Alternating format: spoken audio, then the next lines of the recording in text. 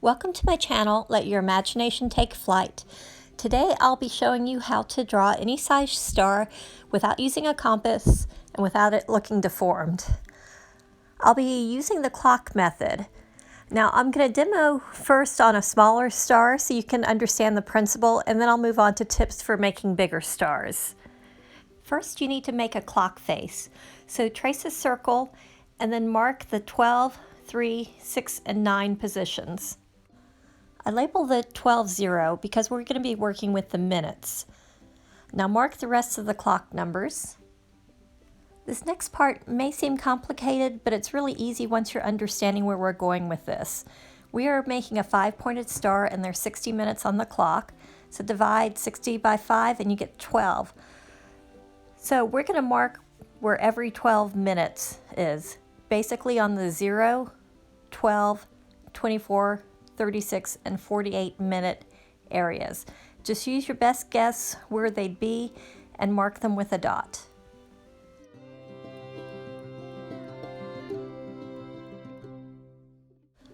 Now take a ruler and connect the dots in a star shape, and now you have an almost perfect star to use as a pattern.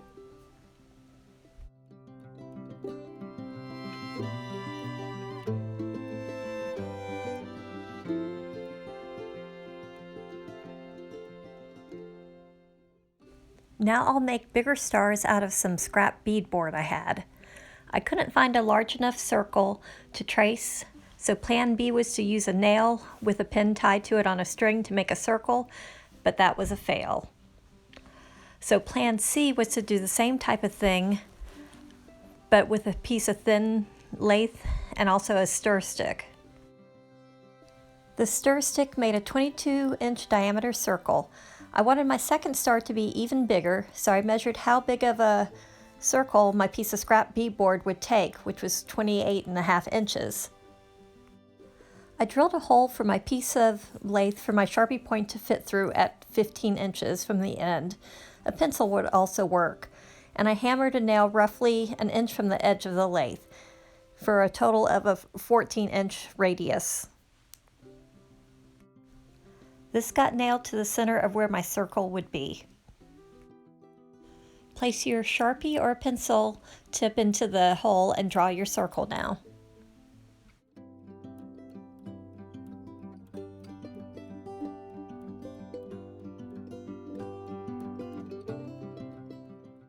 Since it's a bigger circle, it's harder to see the alignments, so I used a yardstick for help to make the clock.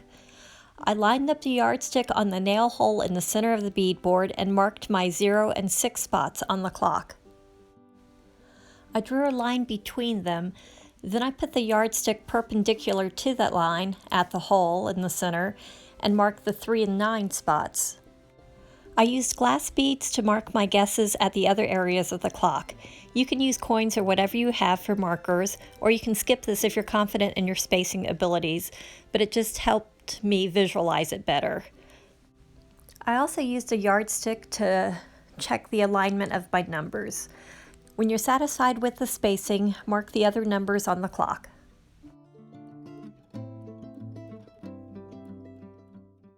Now go around the clock and mark your increments of 12, which is at the 0, 12, 24, 36, and 48 minute spots. Use the yardstick to connect the spots in a star shape, and you're done. It actually goes quicker than it sounds like when I'm explaining. This method is great for making wood cutouts when you don't have a template. The stars aren't perfect, but they are a lot better than I could do freehand, and it doesn't require a lot of complicated math. Please hit the like button if you learned anything from this video. Also, consider subscribing for more creative projects. Thank you.